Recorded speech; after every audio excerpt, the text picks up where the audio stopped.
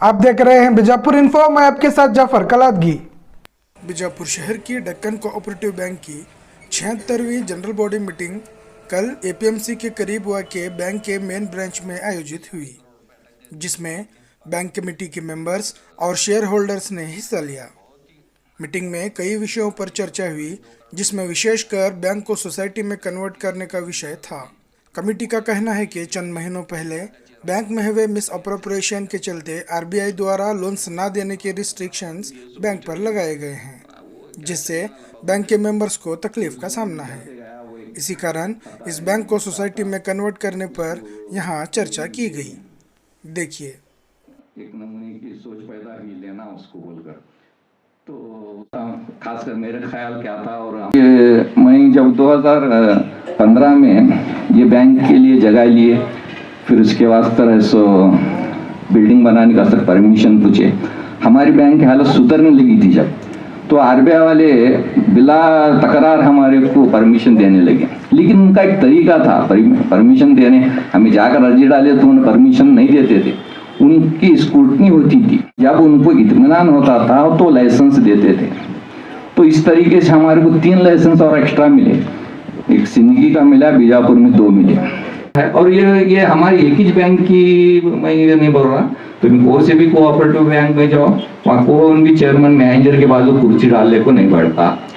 शाम को आको तेरे पास पैसे क्या जमा मिला, मेरे पास चाबी ला, मैं जरा के ले गया तुम चाबी, वो नहीं बोलता।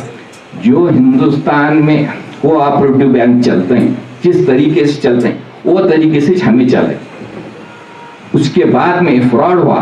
फ्रॉड होने के बाद में 4 रोज में एक टीम आई रिजर्व बैंक से, बेंगलुरु से, चेकिंग करने का। तो थोड़ी दिन के वास्ते हमारे को फ्री छोड़े, तुम क्या क्या वसूल करते हैं, कैसा करते हैं, करो बोलकर। तो हमें उसका काम दोनों एक साथ चलाते गए, बैंक भी चलाते गए, फिर उसके वास्ते उसको केस वगैरह भी डाले। जब ये हमारे बैंक के साथ मामला हुआ, हमारे बैंक के कारोबार में क्या भी अड़चनी नहीं। और आपको भी मैं बताना चाहता हूँ, हमें जिस दिन हमारा ये फ्रॉड मालूम हुआ, वो पूरे बीजापुर वाले को मालूम हुआ, मीडिया में आया, वहाँ आया, टीवी में आया। उसके बाद में भी लोगों का भरोसा, वो अल्लाह की हमारे ऊपर रहमत भी। तो उस दिन से 1 साल के अंदर और नए लोग हमारे पास 7 करोड़ रुपए लाकर डिपॉजिट दिए हमारे। जिस साल फ्रॉड हुआ, हमें 1 करोड़ रुपए मुनाफा भी कम है, 1 करोड़ रुपए बैंक को फायदा हुआ। तो उसका ये सब रिपोर्ट हमें जब जाकर रिजर्व बैंक को बताए, तो उनका एक ही सवाल रहने वाला, ये गए सो पैसे कैसा लाते हैं तुम्हें। तो हमारे को पाबंदियां लगाई, क्या कौन भी आया तो लोन नहीं देना उसे नया, जब तक तुम्हें वसूल नहीं करते पैसे। फिर वो बोला तुम्हें ऐसे इसमें हमारे बैंक को थोड़ा टाइम दो, अब हमें 1 करोड़ रुपए भी कम है, ये बैंक ये पोजीशन में चला को। फिर हमारा डिपॉजिट भी कुछ कम नहीं हुआ। फिर उसके बाद बहुत कोशिश करे, मैं 4-5 बार बेंगलुरु को गया, एक बार हमारे पूरी डायरेक्टर्स भी गए, जाकर उनको समझाने की कोशिश करें हमें कि हमारे को थोड़ा रिलैक्सेशन दो, हमें पूरा है सो बैंक को और पहले की सब चीज लाते हैं। 2009 में स्थिति भी खराब हालत थी, हमें और लाकर उसको ठहरा करे बैंक को। बैंक के सो खुद की बिल्डिंग भी 2-3 ब्रांचेस खुले। अब तुम्हें हमारे को ये नमूने से रिस्ट्रिक्शन डाले, हमारे लोग कहाँ जाना। रिजर्व बैंक वाले का लाइसेंस ले को हमें मुश्किल में पड़े। उनके कंडीशन, उनकी जो भी सोच है उसको हमें फॉलो करना, नहीं बोले तो उन्होंने सुन। हमारे को जो प्रैक्टिकल सहूलत है या तकलीफ है उन्होंने नहीं जानते हो। मैं बोला ये जो लोग हमारे पास लोन लिए, ये हमारे बैंक के लोग आए ना, उनके पहले बाप थे, फिर उन्होंने ही मेंबर्स इसके। क्या है कोऑपरेटिव बैंक का पूरे हिंदुस्तान में 1546 1546 है कोऑपरेटिव हिंदुस्तान में। तो उन्होंने एक चार्ट बनाई, 50 करोड़ 50 करोड़ और 100 करोड़ के बीच में जो बैंक हैं उनको चुत्ता रखने का, बाकी वाले को सब बैंक को एक दूसरे में मर्ज कर छोड़ने।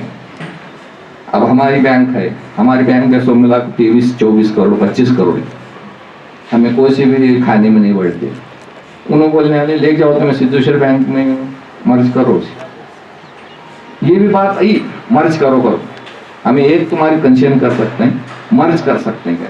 और बोला मर्ज करे, बोले तो हमारे वहाँ हमारी पहचान ही खत्म हो गई थी।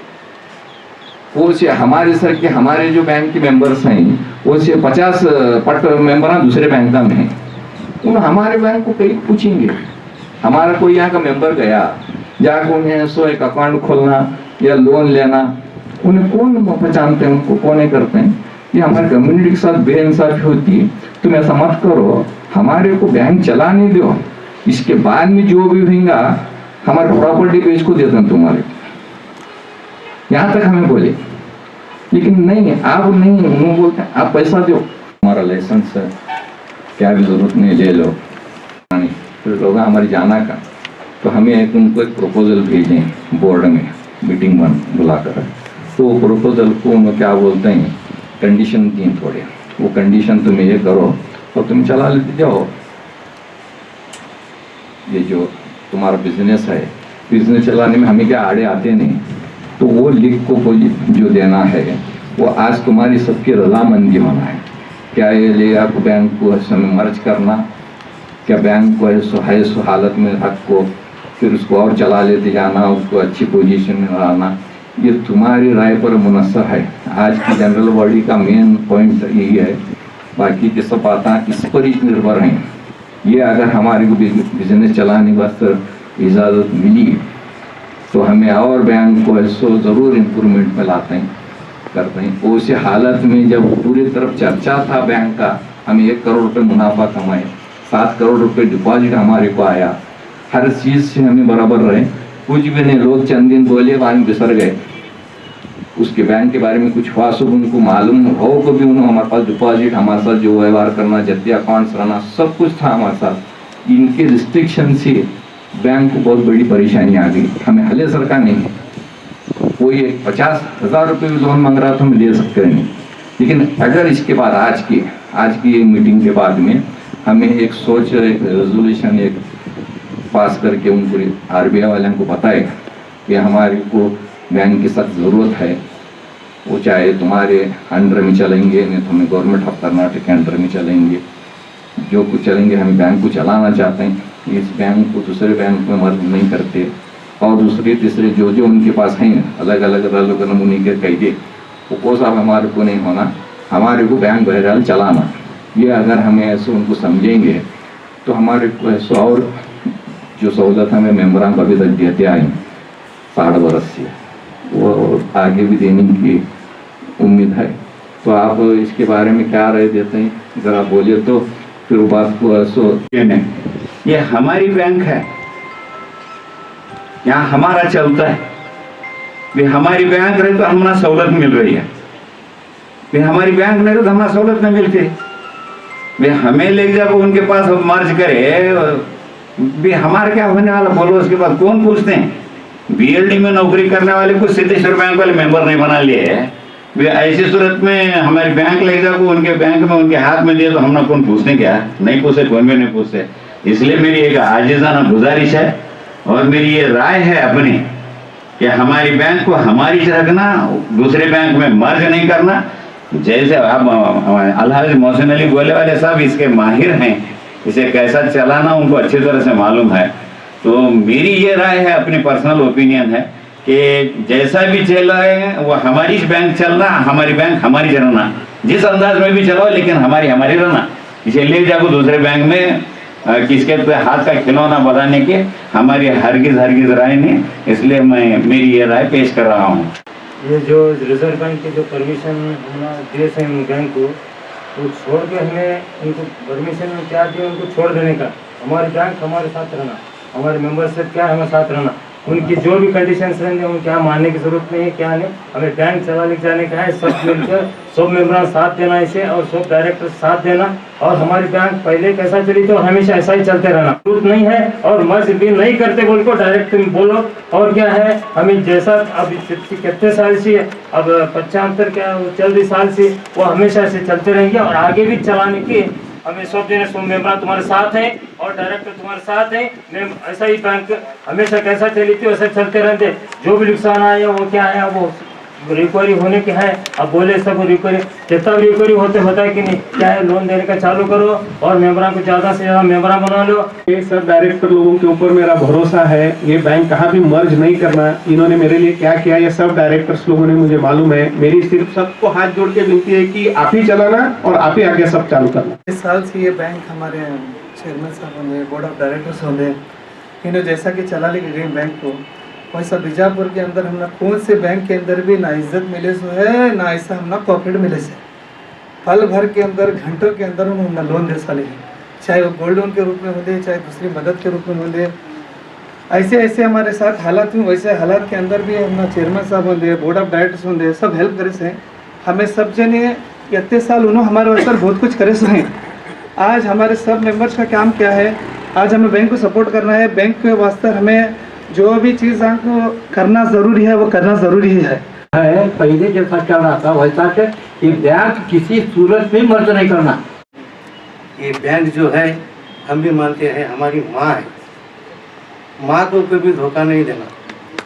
कुछ भी बोलो मुबारक है लेकिन पहले इंसान बनो। जात ना पूछो साधु की पूछ लीजिए ज्ञान, मोल करो तलवार की पड़ा रहने दूंगा। तो बैंकिंग लाइन में 2 सेंटेंस में बोल देता हूँ ताकि समझने में आसानी हो जाए आपको। ये जो हमारा लॉस हुआ है इसका आरबीआई की गाइडलाइंस है उसका प्रोविजन करना 100%। ये प्रोविजन पूरा 100% करने से हमारे को लॉस दिख रहा है। आप देख सकते हैं बैलेंस शीट में, आप देखे होंगे किसको भी, यहाँ पे एक प्रोविजन दिख रहा है आपको, प्रोविजन फॉर मिसअप्रोप्रिएशन बोल के।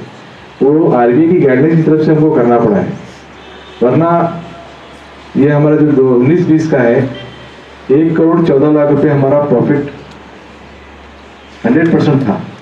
लोन फिलहाल बंद है, मगर जो पहले जो लोन दिए हैं हमारे 14 करोड़ 16 करोड़ जो हमारा लोन दिए वो रिकवरी हो रही, वही काम कर रहे हैं, हम रिकवरी कर रहे हैं। गोल्ड लोन कितने लोग का था उनको नोटिस दे रहे हैं, बेच रहे हैं, कैसे भी करके रिकवरी कर रहे हैं। अब जो फ्रेश लोन देना है इंशाल्लाह आप लोगों का जो आज का जो फैसला लेंगे उसके बाद में हमारे बोर्ड ऑफ डायरेक्टर्स जो भी इसका फैसला लेंगे, हम लोग स्टाफ जो इसके बाद अमल जारी करके इंशाल्लाह कोशिश करेंगे आपको कोई शिकायत का मौका ना इंशाल्लाह। अस्सलाम वालेकुम। दक्कन बैंक के 76वें सालाना जलसे में आए हुए तमाम शेयर होल्डर्स का मैं खैर मकदम करता हूं। और अब तक जो आप बैंक की रुदात, बैंक के बारे में जो भी आप सुने हैं और जो बैंक के अमेंडमेंट्स और बैंक के जो भी रेजोल्यूशंस हैं उसको यूनानिमसली पास करके जो हमारी काम को सराहा है, मैं आप सबका शुक्रिया अदा करता हूँ। तमाम जो भी हमारे सब्जेक्ट्स थे ये पास होने की मुझे बेहद खुशी है। और आप लोगों को बैंक की हालात सब समझ में आए होंगे, मैं ऐसा समझता हूँ।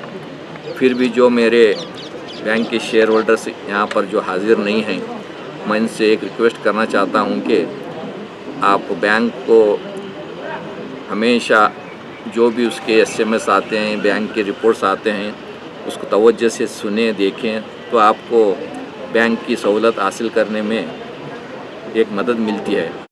और दूसरी बात, लोन नहीं मिलने की वजह से जो चंद लोगों को एक नमूने की नाराज़गी थी, मैं उम्मीद करता हूँ इसके बाद आपको लोन देने की भी हमें कोशिश शुरू करेंगे और लोन देंगे।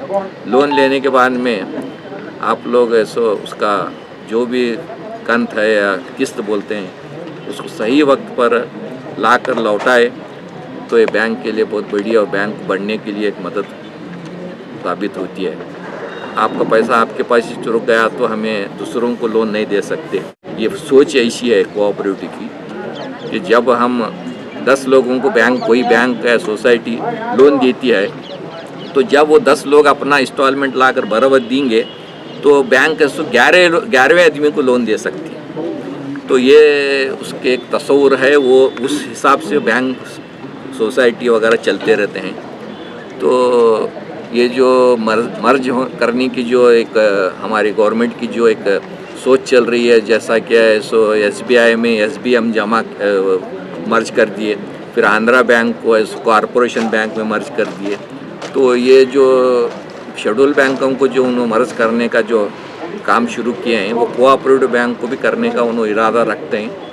हम हमारी बैंक को बचा लेकर हमारी जो सहूलत बैंक हो सोसाइटी हो क्या भी हो, बैंक को सहूलत मिलना, शेयर होल्डर्स को सहूलत मिलना ये इम्पॉर्टेंट है।